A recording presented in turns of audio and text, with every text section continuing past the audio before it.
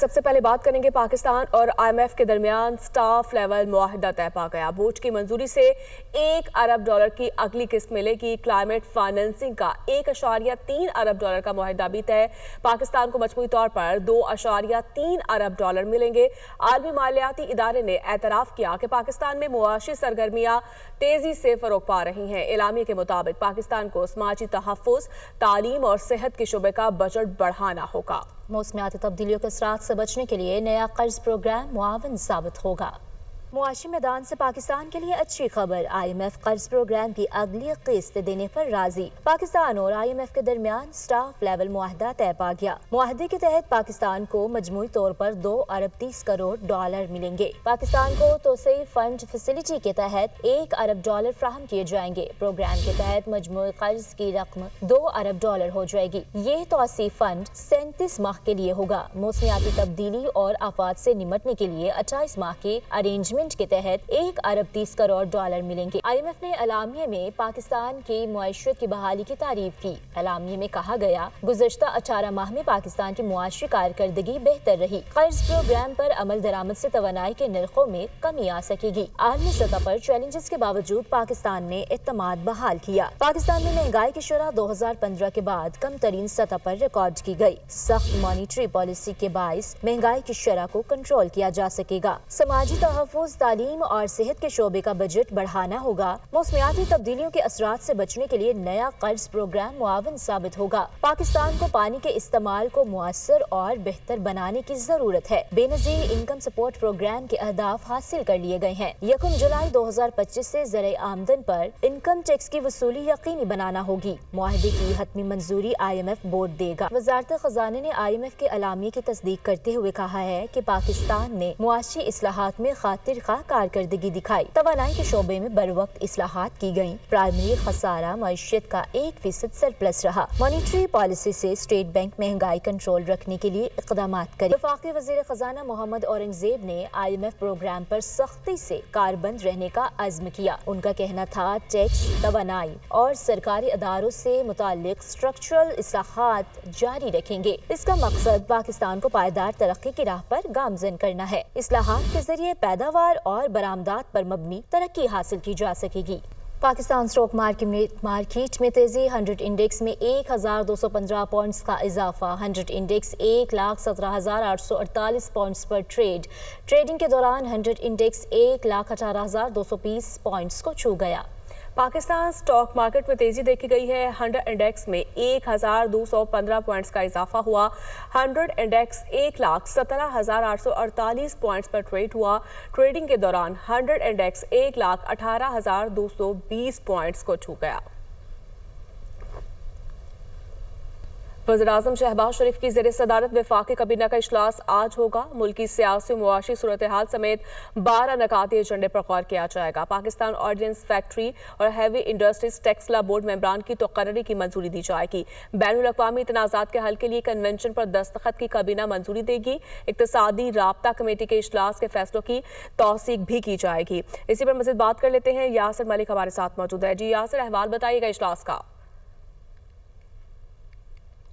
देखिए, वज़ीर-ए-आज़म शहबाज शरीफ की ज़ेर सदारत वफाकी काबीना का इजलास जो है वो आज होगा और वफाकी काबीना का इजलास आज 11:15 बजे होगा और इस इजलास की सदारत वज़ीर-ए-आज़म शहबाज शरीफ करेंगे। इजलास का 12 नकाती एजेंडा जो है वो जारी किया गया है। एक तो एजेंडे में पाकिस्तान ऑर्डिनेंस फैक्ट्री और हैवी इंडस्ट्री टैक्सला बोर्ड मेंबरान की तकर्री की मंजूरी जो है वो एजेंडे में शामिल की गई है। बैनुल-अक़वामी तनाज़ात के हल के लिए कन्वेंशन पर जो दस्तखत किए जाने हैं उसकी भी समरी जो है वो आज के एजेंडे में शामिल की गई है। वज़ारत सनअत पैदावार और बैनुल-अक़वामी मालियाती कॉरपोरेशन के दरमियान ई मोबिलिटी पर ताउन के मुआहदे पर जो दस्तखत किए जाने हैं वो भी आज के एजेंडे में उसकी समरी जो है वो शामिल है। इस्लामाबाद हाई कोर्ट की हदायत पर वज़ारत दाखिला की जो समरी है वो भी मंजूरी के लिए आज काबीना के इजलास में पेश की जाएगी।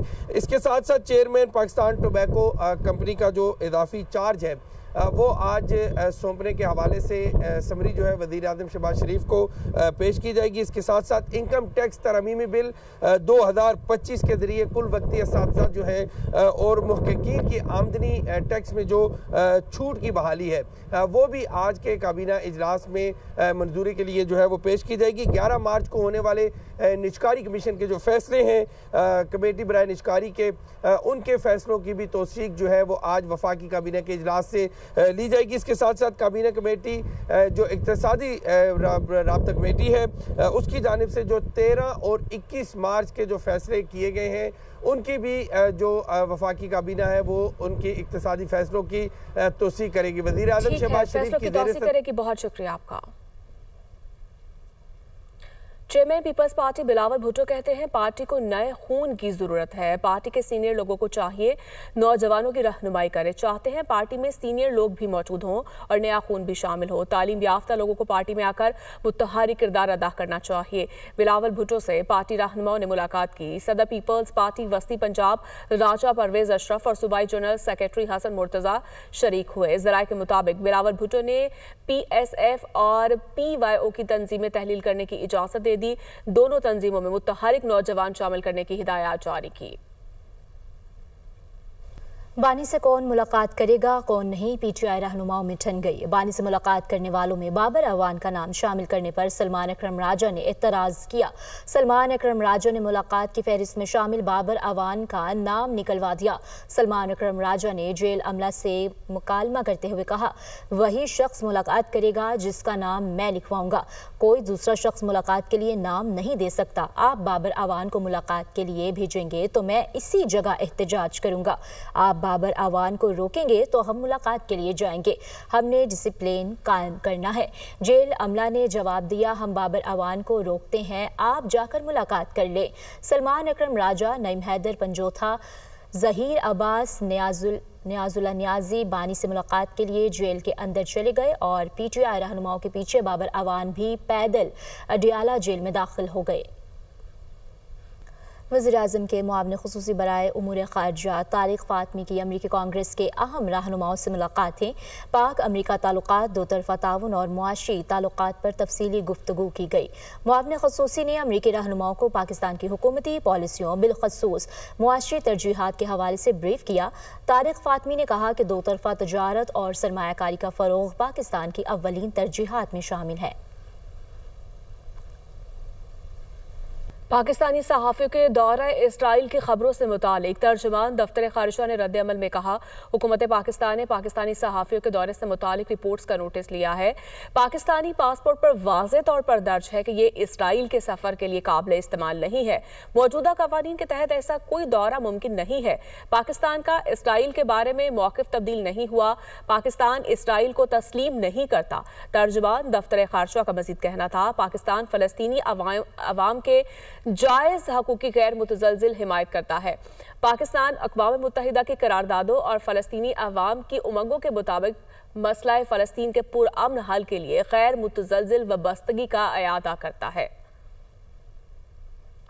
अब आपको बताएंगे, वफाकी वजीर हनीफ अब्बासी, चेयरमैन और CEO रेलवे का कोयटा रेलवे स्टेशन का दौरा किया गया है। वफाकी वजीर हनीफ अब्बासी और दीगर हुकाम ने हमले से मुतासरा बोगियों का मुआयना भी किया है। आपको क्या किया जा रहा है, वफाकी वजीर हनीफ अब्बासी, चेयरमैन और CEO रेलवे का कोयटा रेलवे स्टेशन का दौरा किया गया।